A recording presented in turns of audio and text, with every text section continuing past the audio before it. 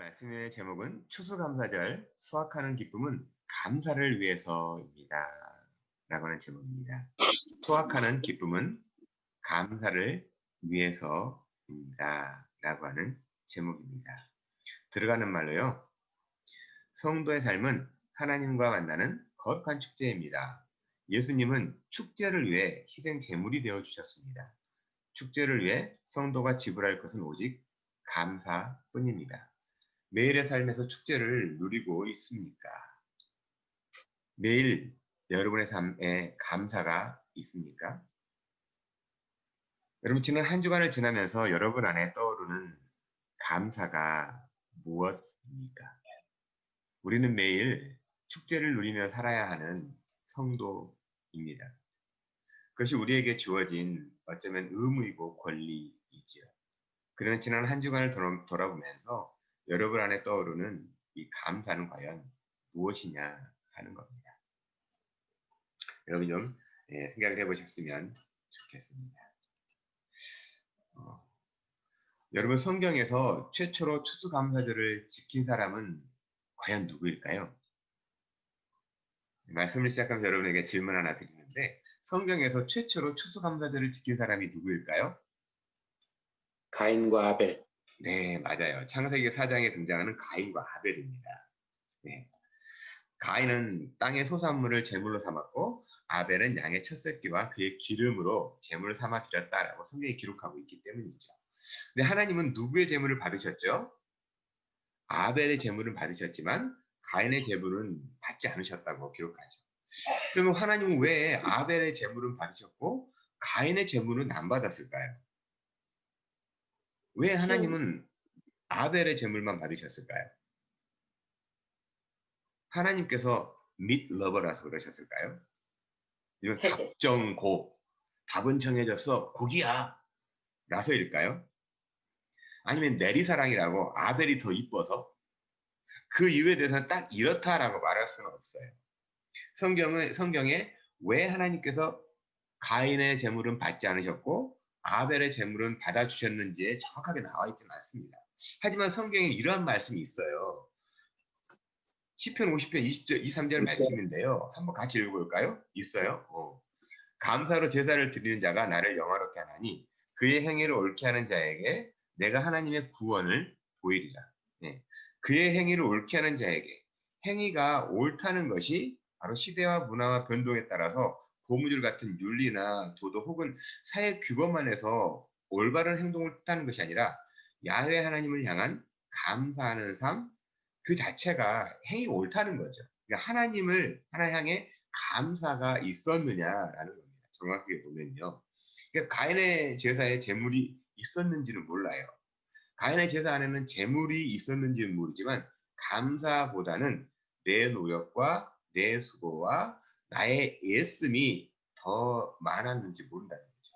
그러니까 가인이 하나님 앞에 제물을 바치면서 정말 그 감사, 하나님께서 주신 것이 감사하다라기보다는 내가 땀을 흘렸고, 내가 얼마나 수고로 일을 했고, 내가 얼마나 애를 썼고, 내가 얼마나 많이 기도했는지 감사보다는 이런 것들이 더 많았는지 모르죠.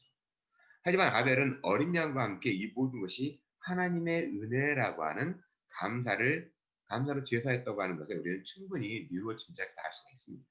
그런 의미에서 감사는 그 사람의 삶과 태도를 확연하게 드러내는 사람됨이라고 할 수 있죠.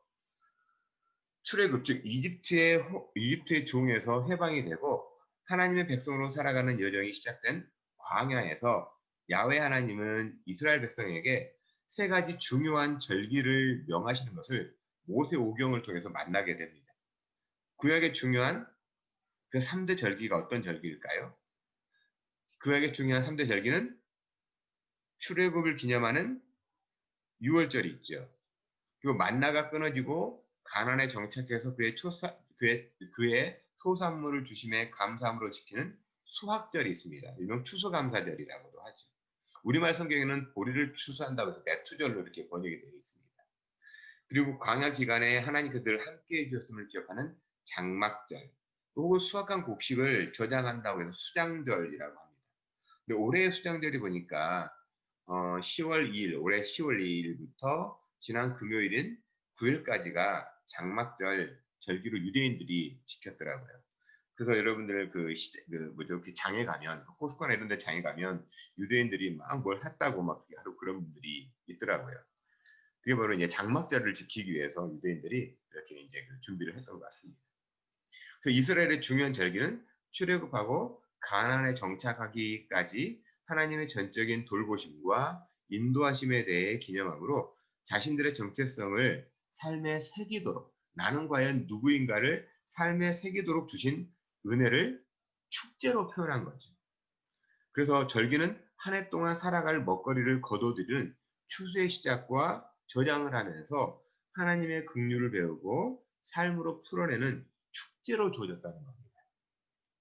이스라엘 백성들에게 그 매년 지켜야 하는 중요한 절기의 특징이 있다면 기쁨과 의무로 지켜야 하는 하나님을 향한 감사입니다. 우리가 하나님을 향해 감사할 수 있는 것은요, 의무이기도 해요. 그게 또한 그리스도인들의 권리예요. 세상 사람들은 하나님을 알지 못하는 사람들은 특별히 예수님을 인격적으로 만나지 못한 사람들은 하나님을 향한 감사의 권리를 누릴 수가 없습니다. 하나님을 알지 못하기 때문이죠. 왜냐하면 이 세 절기 모두 하나님의 인도와 보호하심 그리고 함께 해 주실 것에 대한 또 함께 해 주심에 대한 감사를 표현하는 일종의 축제이기 때문에 그렇습니다. 그랬던 이 모든 절기, 즉 축제에는 하나님을 향한 찬양이 빠질 수가 없었죠. 그렇기 때문에 오늘 본문과 동일한 내용이 들어있는 출애굽기 23장 14절에서 보면 너는 죄송합니다. 14절에서 보면 너는 매년 3번 내게 절기를 지킬지니라고 말씀하는 명령을 따라서 삶을 살아가다가 절기 때가 되면 일손을 잠시 놓고 하나님께 감사로 제사를 드리면서 이스라엘 사람들은 내 삶에 지금 함께 하시는 하나님을 향해 감사의 표현, 삶의 고백을 축제로 드렸던 겁니다. 그러니까 이스라엘 사람들에게 있어서는 1년에 3번 절기를 지키면서 열심히 삶을 살아가는 과정 가운데 잠시 일손을 놓고 이 풍요로운 계절에 이 풍요가 있게 하시는 하나님은 과연 누구이신가? 그리고 나는 이 풍요를 거둬들이는 나는 과연 어떠한 존재인가를 돌아보게 하시는 그리고 이 감사를 누리고 감사를 표현하도록 하기 위해서 이 절기를 주셨다라는 걸 알 수가 있습니다. 축제를 하면서요. 그러니까 축제라니까 먹을 게 많겠죠. 많이 또 즐기겠죠. 그러니까 너무 기분이 이렇게 이렇게 막 기분도 좋고 삶을 간에 서로 나눔이 있겠죠. 그러면서 내 삶의 고백을 함께 드리러 가는. 그래서 이 축제의 절기라는 겁니다. 이 중에 추수감사절을 맞아서 오늘 말씀은 구약에서 말씀하는 이 수확절을 지키는 의미와 태도를 통해서 신약을 살아가는 우리들에게 어떤 영적인 의미가 있는지 함께 말씀을 통해서 좀 살펴보기 원하는 겁니다. 우리들에게 이 수확절에, 이 추수감사절에, 특별히 코로나를 맞고 있는 이 상황에 과연 우리 어떤 영적인 의미가 있는지 함께 살펴봤으면 좋겠습니다. 수학절에 먼저는요. 수학절의 참된 의미는 감사라고 하는 겁니다. 그래서 오늘 말씀 10절과 16절 말씀을 한번 같이 읽어보도록 할까요? 10절과 16절 말씀을 함께 같이 읽겠습니다. 이스라엘 자손에게 말하여 이르라. 너희는 내가 너희에게 주는 땅에 들어가서 너희의 곡물을 거둘 때에 너희 곡물의 첫 이삭 한 단을 제사장에게로 가져갈 것이요. 16절이요. 일곱 안식일 이튿날까지 합하여 50일을 계수하여 새 소재를 여호와께 드리되. 네. 10절이 말씀하고 있는 이 곡물의 첫 이삭은 대략 3에서 4월에 있는 6월절과 무교절을 지키고 난 후에 안식일 후 첫 수확을 하는 보리를 처음 거둬들이기 시작한다고 해서 이 초실절이라고 합니다. 좀 어렵죠. 이게 6월절 아시죠? 6월절 보통 3, 4월 달에 있죠. 그리고 6월절 그 다음부터 무교절입니다. 그러니까는 이 빵에 누룩을 넣지 않고 이 mat자라고 하는 것을 먹고 난 그 일주일 그리고 안식일 후에 첫 번째 수확하는 보리 그 보리의 첫 이삭단을 말하는 겁니다. 그 첫 번째 거둬들인다 해서 초실절이라고도 얘기해요. 그리고 나서 50일 후에 본격적인 농산물을 수확을 합니다. 그래서 수확절, 우리말 성경의 표현처럼 맥추절은요, 오순절 혹은 칠칠절과 관련이 있습니다. 굉장히 말들이 많아요. 이게 이 추수감사절이라고 할 수 있는 오순절, 칠칠절, 맥추절 거의 같은 시기입니다. 그래서 10일이 5번 돈다고 해서 오순절. 이때 본격적인 수학의 시간으로 첫 단을 하나님께 바치고 7주간 무사히 모든 곡식을 거둬들이게 해주신 하나님께 감사의 제사를 드리면서 하루를 거룩하게 보냈습니다. 이런 전통을 바탕으로 우리가 살고 있는 캐나다는 10월 둘째 주에 추수감사절을 지내죠. 아까 우리가 잠깐 이 예배 시작하면서 얘기 나눴던 것처럼 미국과 한국은 11월 셋째 주 목요일이 추수감사절로 지키고 있죠. 이건 구약의 율법적인 날짜를 맞추는 것이 아니에요. 추수하는 시기가 나라와 환경에 따라 다르기 때문에 어떤 특정한 날짜가 중요한 것이 아니라 추수하는 감격과 감사의 정신을 따라서 이 감사절로 지키는 겁니다. 그렇다 보면 이 남반구에 있는 나라들은 어쩌면 정반대 3, 4월이 이 추수의 계절이 될 수도 있겠죠. 그 수학절을 우리가 기념하고 중요하게 여길 이유에 대해서 신명기 16장에서 보다 더 구체적으로 이 수학절에 대한 규례를 설명하면서 너는 애굽에서 종되었던 것을 기억하고 이 규례, 이 수학절, 절기를 지켜 행할지다. 라고 말하고 있는 것을 보면서요. 이 수학절은 단순히 곡식만을 거둬들인다고 하는 의미만 있는 것이 아니라 곡식을 거둬들이면서 과연 나라고 하는 존재는 어떠한 사람이었나를 기억하라는 겁니다. 그래서 영적으로 보면 애굽에서 종으로 살던 이스라엘 백성을 하나님께서 구원하셨음을 거둬들이고 있는 곡식을 보면서 하늘의 미랄처럼 보잘것없는 존재이지만 하나님께서 돌보시고 가꾸심으로 풍성한 삶을 살 수 있도록 해주신다는 믿음의 고백을 드리는 감사의 절기라는 사실을 깨달으라는 겁니다. 그러니까 나는 하늘의 미랄처럼 이렇게 보잘것없지만 하나님께서 가꾸셨구나. 하나님께서 이렇게 가꿔주시고 하나님께서 거둬주시는구나. 라는 걸 갖다가 깨달으라는 겁니다. 그래서 추수감사절은 단순히 수확 작물이 넉넉해지고 먹거리가 풍족해지는 기쁨뿐만 아니라 야훼 하나님을 삶으로 아는 지혜를 가진 하나님의 백성된 구원받은 성도로서 감사를 표현하기 위해 지금도 우리는 하나의 절기로 지키는 겁니다. 그래서 하나님은 3번 그렇게 절기를 주셨다고 말하죠. 그렇다고 지금이 농경사회도 아닌데 무슨 농작물을 드리냐고 하는 분들도 있을지 모르겠어요. 그리고 우리가 힘써 일한 대가와 손으로 수고해서 벌어들인 물질로 절기를 기억하고 지키면서 과연 삶을 살아가도록 돕는 분이 누구인가를 생각하고 감사로 마음을 드리고 물질을 드리는 것이 추수감사절의 의의라고 할 수 있을 겁니다. 뭐 제가 그래서 헌금을 해라든가 뭐 이거 해라는 말보다는요. 과연 우리가 이 지금 우리 손에 쥐고 있는 것이 과연 어디로부터 왔는가라는 걸 갖다가 아는 게 더 중요하다라는 겁니다. 그렇기 때문에 그리스도인의 추수감사절은 1년에 어느 한 날만이 아니라 어쩌면 매주 아니 매일이 감사로 예배하는 삶이 되어야 하지 않을까. 그것이 하나님 나라를 이루어가는 성도의 과정, 성도의 삶의 터전에서 우리가 분명히 취해야 할 스탠스일 겁니다. 그래서 우리는 오늘 2020년 추수감사절을 맞아서 수확하는 기쁨을 누리는 절기에 대한 재해석, 코로나 절기를 맞아서 다시 해석하고 삶에 적용할 필요가 있겠구나라고 생각합니다. 그러면 우리는 왜 추수감사절을 지켜야 하는지에 대해서 하나님의 말씀인 이 텍스트 안에서 삶에 적용할 만한 컨텍스트를 한번 찾아보기 원합니다. 그래서 두 번째는요. 추수감사절은 모든 만물의 주인이 하나님임을 고백하는 절기라는 겁니다. 그러니까 모든 만물의 주인이 하나님이다라는 걸 고백하는 절기. 이미 말씀드린 것처럼 초실절은 한 해 동안 이 땅에 자란 첫 소산물을 감사의 제물로 드렸습니다. 그러니까 수확절인 맥추절이 되었던 무교절 바로 이후에 있는 이 초실절이 되었던 이 땅의 첫 소산물을 하나님께서 드리는 것은 내 노력의 결과가 아니라 하나님께서 주신 선물임을 믿음으로 드린다고 하는 의미가 강합니다. 그런 의미에서 믿음과 감사는 비례한다는 것을 알 수가 있죠. 어떤 분들은 그래서 뭐냐면 어떤 직장에 취직해서 첫 번째 받은 그 월급을, 첫 번째 월급을 갖다가 하나님께 감사로 헌물하는 분들이 있습니다. 또 내가 일해서 첫 번째 번 그 물질을 하나님께 이렇게 감사로 드리는 분들이 있습니다. 그분들이 믿음이 좋다라기보다는요, 그분들은 감사를 표현할지 안다라고 할 수 있을 겁니다.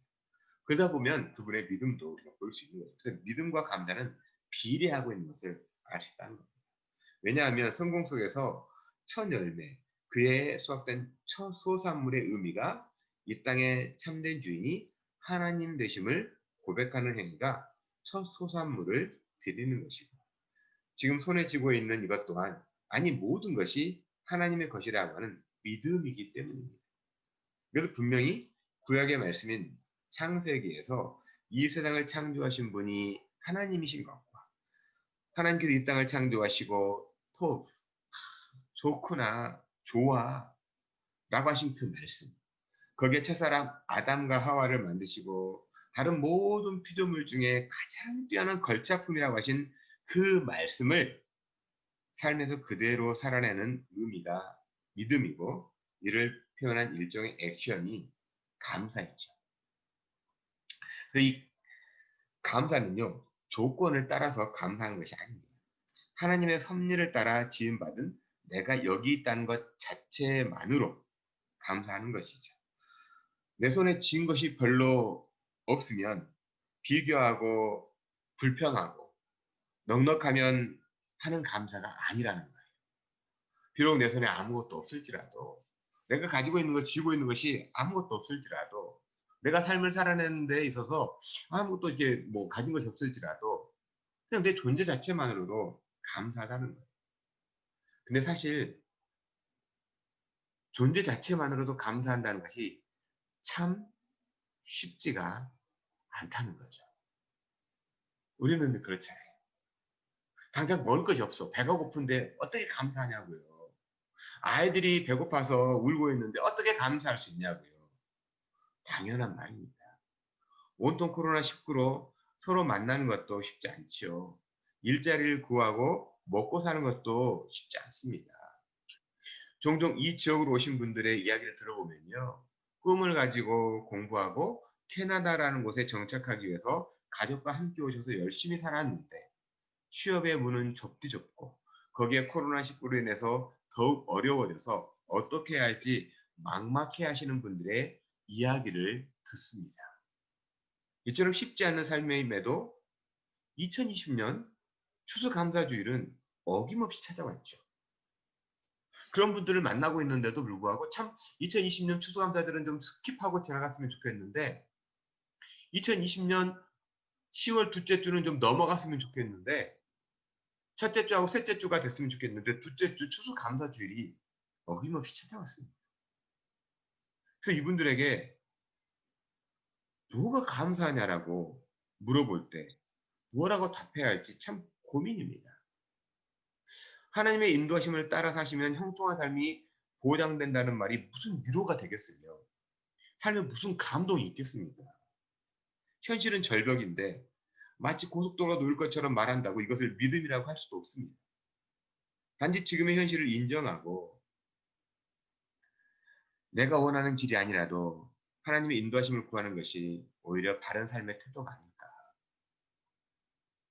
그게 이 모든 상황 속에서도 그럼에도 불구하고 하나님 앞에 나아가는 삶이 감사의 표현은 아닐까. 조건과 상황 녹록하지 않습니다. 우리 교회도 한번 모여보려고 하다가 이렇게 모이지 못하지 않습니까? 과연 뭐 우리가 문을 열었다고 해서 사람들이 올까 안 올까, 그것도 참 고민이 되기도 합니다. 그런데 여기에 어떻게 감사를 표현할 수가 있을까요?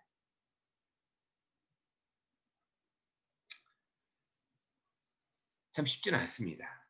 근데 오늘 말씀 레위기 그래서 23장 10절 다시 읽어보면요, 이스라엘 자손에게 말하여 이르라. 너희는 내가 너에게 주는 땅에 들어가서 너희 곡물을 거둘 때 너희 곡물의 첫 이삭 한 단을 제사장에게로 가져갈 것이요. 이 말씀을 읽고 묵상하면서 곡물을 거둘 때, 너희의 곡물을 거둘 때, 그럴 때 갑자기 일어난 자연재해로 인해서 이삭의 알갱이가 없다면 그 중에 한 이삭 단을 제사장에 가져가면 어떻게 될까? 알갱이가 없는 이삭 단이. 그다 이삭 단 한번 생각해 봤어요. 마치 90년대 중반부터 2000년대 초반까지 북한에서 이 고난의 행군을 겪을 때 알갱이가 없는 벼만 자란 들판에서 그 볕단을 가지고 하나님 앞에 나아가는 의미가 과연 무엇일까? 하나님은 이삭 그걸 갖고 오라고 했잖아요. 너희 곡물의 첫 이삭 한 단을 하나님 제사장에 가져갈 것이요.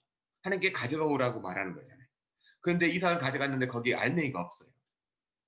그러면 우리는 추수의 계절의 풍성함으로 하나님께 감사를 이야기하지만 어쩌면 그 반대로 아무것도 여물지 못한 이삭을 가지고 하나님께 나아갈 수는 없는 걸까?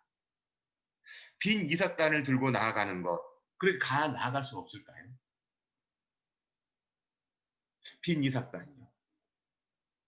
마치 우리가 인생을 만나서 열심히 살고 정말 봄부터 씨를 뿌리고 여름에 정말 땀을 흘리면서 물을 주고 그렇게 해서 열심히 키웠는데 가을에 자연 재해로 인해서 다 무너져 버렸어요.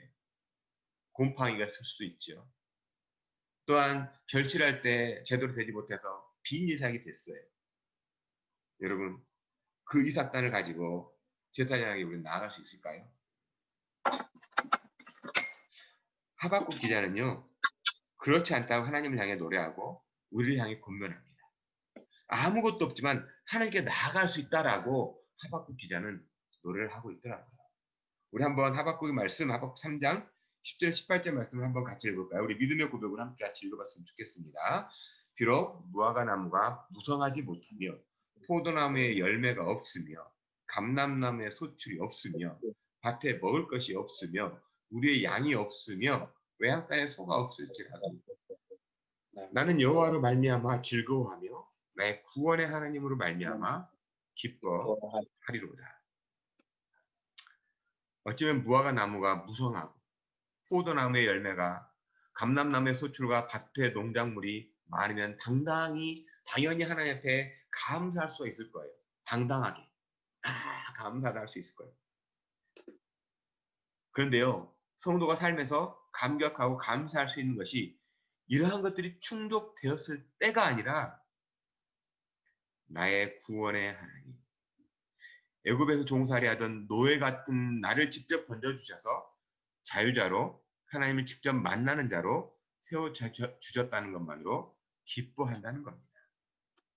비록 속빈 감정처럼 알갱이 없는 이삭 같을지라도 무엇을 바라보는가 하는 것이 중요한 거죠. 내가 많기 때문에, 내가 풍요롭기 때문에, 내가 좀 가졌기 때문에, 내가 좀 있기 때문에 나는 좀 감사하고 내 마음은 좀 넉넉해서 하나님께 기뻐하다고 하나님께 감사를 노래할 수 있고 그런 사람들은 하나님을 기뻐할 수 있고 앞이 막막하고 어떻게 살아야 할지 모르면 하나님께 감사할 수 없냐는 겁니다. 우리는 어떤 환경에 놓이든지 사도 바울의 고백처럼 부유할 때든지 가난할 때든지 일체 삶의 비결을 배웠던 것은 하나님께 감사하는 법이라고 말합니다. 이것이 우리의 권리라고 말합니다. 그러니까요, 내가 죄인됨을 모르는 사람이라면 자유자라는 감격도 없습니다. 비록 내 손에 쥔 것이 없을지라도 세상 사람들이 보기에 혀를 끌끌 찰 만큼 무너진 상황이라고 해도 하나님 한 분만으로 만족한다는 고백이 하나님을 경험한 사람의 고백이지요. 그런 의미에서 여러분은 구원의 하나님을 만나셨습니까?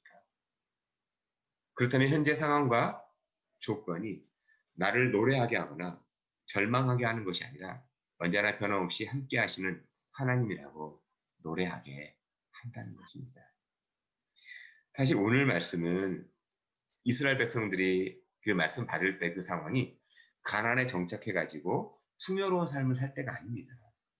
애굽에서 광야로 막 나와서 아직 한 번도 가나안이라고 하는 땅을 밟아보지 못했을 때 이미 주어진 약속의 말씀이에요. 그러니까 오늘 말씀을 받고 있는 이스라엘 백성들에게 있어서 초실절이나 수확절 혹은 수장절은 전혀 피부로 와 닿지 않는 상상할 수 없는 말씀이에요. 그 땅에 어떠한 작물이 나는지도 모르는 상황입니다. 그리고 지금 우리는 지금 이 말씀을 읽고 있는 우리는 이미 오래전 대략 3,500년 전에 다른 나라, 다른 사람들의 이야기처럼 들려요. 이 말씀을 받고 있는 이스라엘 백성들에게는 이게 무슨 말이야? 거둬들이는 게 뭘 거둬들이는 거야?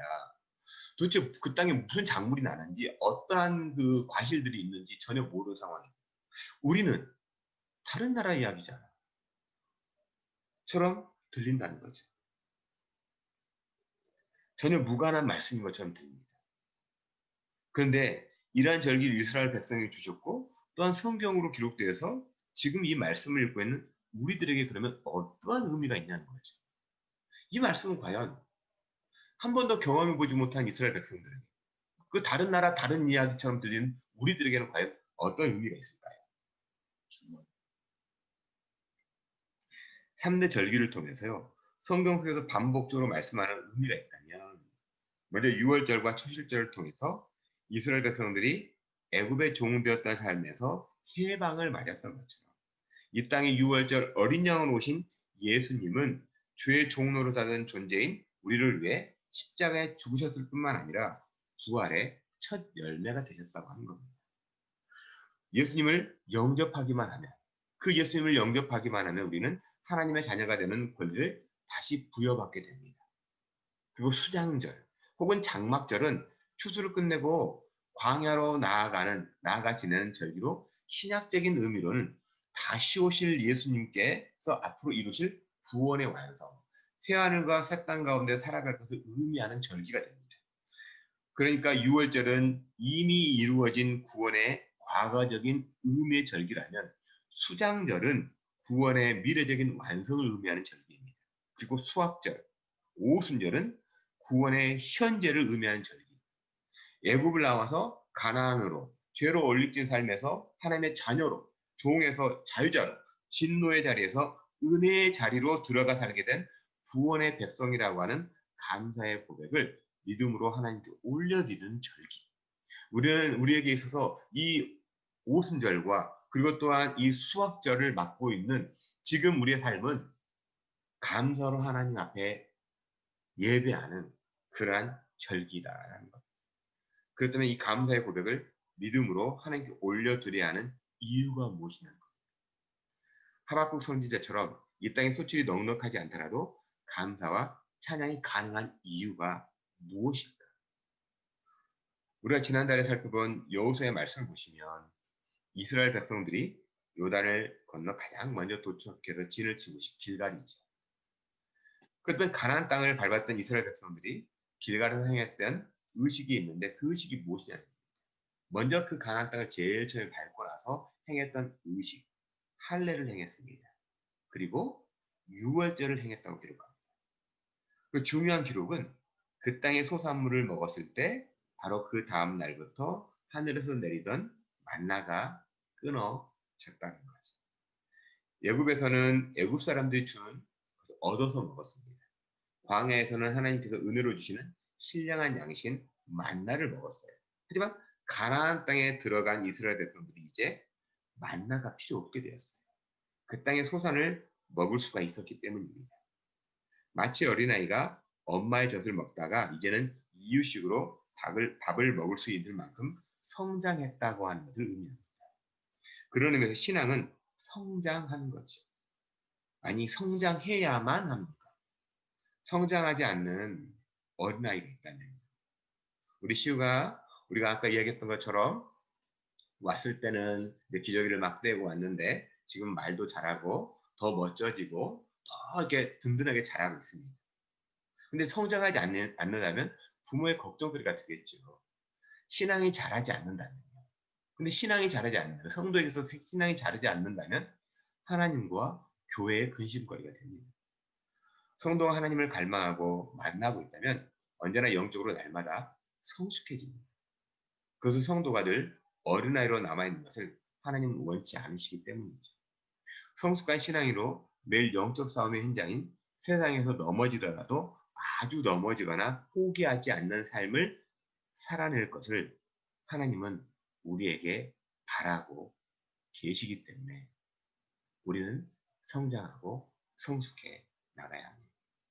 그래서 만나만을 바라보고 하늘만을 바라보는 것도 애굽 땅에서 종으로 살면서 던져주었던 그 음식을 받아먹던 태도로는 하나님의 나라를 살아낼 수가 없습니다.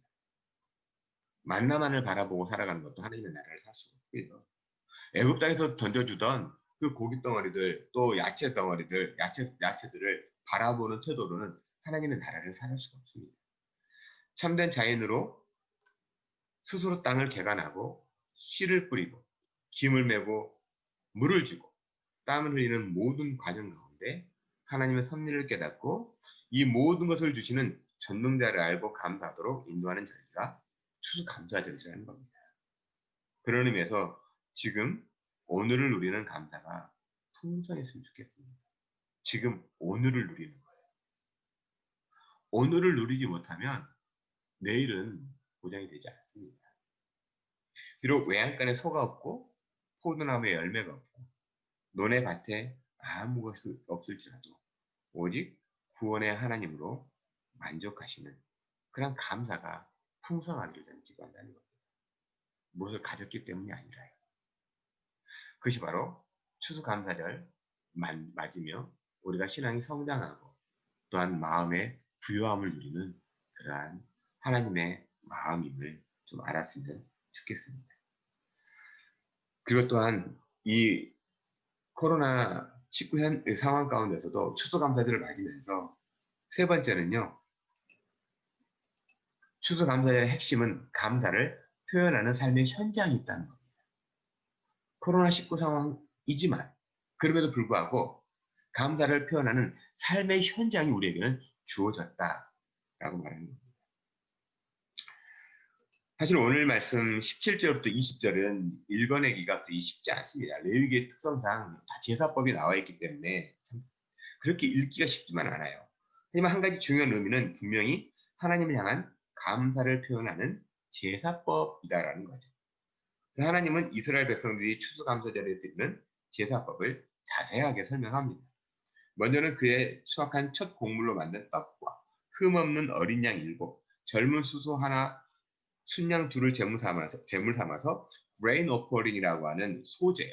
그리고 drinking offering이라고 하는 전제, 그리고 burnt offering이라고 하는 번제로 하나님께 향기로운 제사로 드리라고 명령하고 순념소 하나로 속죄제를 1년 된 어린 순양 둘로 화목제를 드려야 한다고 말씀하는데요. 여기는 당시 성막이나 성전에서 행하던 모든 제사의 형태가 다 담겨져 있습니다.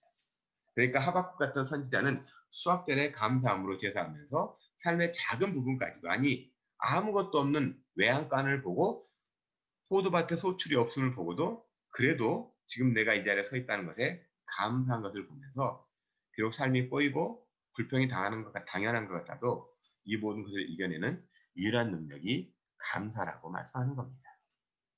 그 오늘 예배가 감사를 다시 경험하고 한 해를 마무리해가는 시작이 되기를 저는 소망합니다.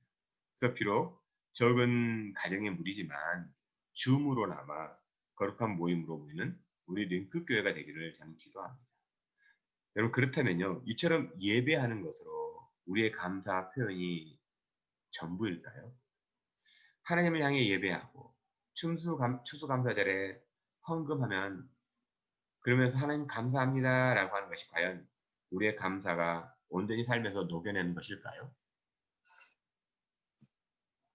여러분 우리가 추수감사절 이렇게 예배하고 하나님 참 감사해요. 돌아보니까 하나님의 정말 그 모든 것이 은혜였어요.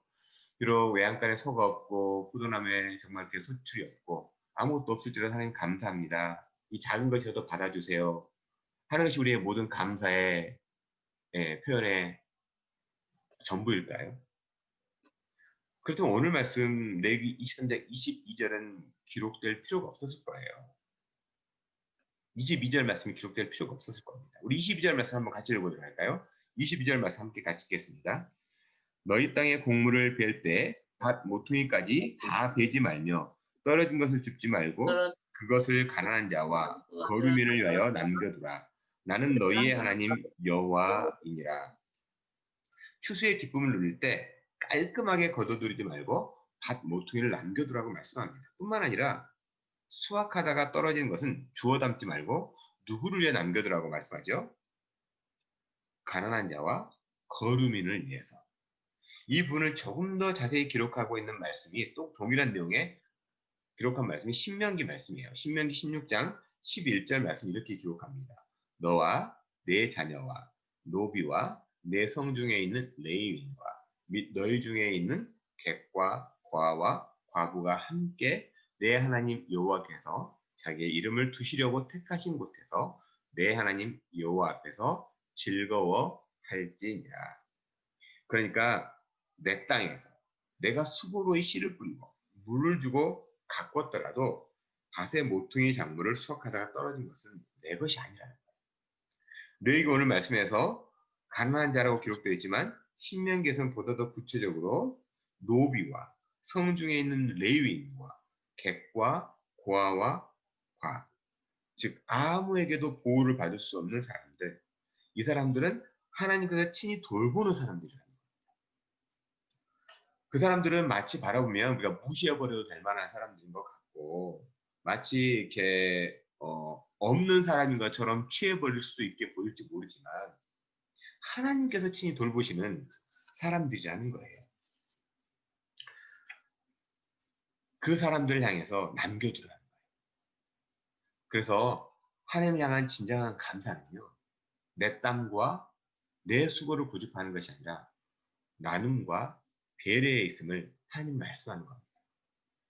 특히 우리 안에 가난한 사람, 그러니까 보호받지 못한 사람을 향해 마음 한켠을 남겨둔다는 것이 삶의 실질적인 필요를 돕는 것이라는 뜻이죠. 단지 말로 몸을 따뜻하게 하라, 밥을 챙겨 먹어라, 아이 고생했겠다 라는 빈말이 아니라 삶의 실질적인 나눔을 통해 따뜻한 옷과 먹을 것, 그리고 애쓰고 수고하는 삶에 대한 고마움을 표현하는 것이 하나님을 향한 감사의 태도라는 거예요. 우리의 그 입술이 고맙다, 감사하다 라는 말이 있는지 그냥 말로 몸을 따뜻하게 해. 약 먹어. 아프면 약 먹어야지. 아니, 라면 먹으면 되잖아. 뭐 고생했겠네. 이런 말이 있는지 참 고맙다. 삶을 살면서 참 고맙다. 함께 지내는 함께 있다고 하는 것만 해도 고맙다. 이런 말들이 있는지 우리가 어떤 것이 과연 감사의 삶을 살고 있는지 나의 입술에서 충분히 나의 삶의 태도가 나타나는 것을 보게 되겠죠. 그런 의미에서 추수감사절은요. 하나님께만 예배하는 것으로 다하는 절기가 아니라는 겁니다. 가장 가까운 이웃인 가정과 친척 그리고 이웃들의 형편을 돌아보는 것이 삶의 예배와 절기를 지키는 것임을 우리는 알 수가 있죠. 뿐만 아니라 현대를 살고 있는 우리에게 있어서 주급을 받는다면 그날의 감사의 날이겠죠. 격조나 월급을 받는 날이 있다면 그날이 바로 하나님을 향한 감사와 이웃을 향해 베푸는 삶을 사는 날이라는 겁니다. 그러니까 성도의 추수감사절을 1년에 정한 어떤 한 날이 아니라 우리의 삶에 매일 지속되어야 하는 거룩한 감사로 열매를 맺는 날이 되어야 한다는 겁니다. 그래서 예수님은 이 땅에 오셔서 자신을 거룩한 산제물로 십자가에 내어주시고 부활하심으로 우리를 의롭다라고 칭해 주시면서 오순절 성령을 보내주셔서 매일 감사로 충만한 삶을 사도록 인도해 주셨고요. 또한 지금도 여전히 인도해 주시며 다시 오실 그날까지 인도해 주시라고 확신하는 것. 이것이 믿음이고 이 믿음을 표현하는 것이 감사의 말입니다. 우리는 감사해요, 고마워요라는 말에 참 익숙하지 않은 것 같아요. 어떤 상황에 외국 사람들 보면 땡큐 많이 하죠. 지나친 땡큐도 이렇게 좋진 않지만 참 마음을 다해서 고맙다라고 말하는 것은 참 중요한 것 같습니다. 그런 의미에서 내 입술에 참 이 감사의 고백이 하나님을 향해 그리고 또한 내 이웃을 향해 있는지 한 주간을 좀 살면서 내 자신을 좀 돌아봤으면 좋겠습니다. 그 감사가 우리의 믿음의 표현이고 또 믿음이기도 한 거죠. 이미 말씀드렸던 것처럼 그래서 감사와 믿음은 비례하는 것 같습니다. 그렇기 때문에 성경에 아까 말씀드렸던 것처럼 하나님 앞에 나아가는 것은 감사로 예배하는 거죠. 감사로 제사를 드리는 자가 나를 영화롭게 한다고 말씀드렸던 것처럼 이런 의미가 있는 이 추수감사절을 생각하고요. 우리의 예배가 우리의 가정, 우리 교회의 담장을 넘어서 주변의 이웃까지 나누어지는 우리 링크교회 성도의 삶이 되기를 전원합니다.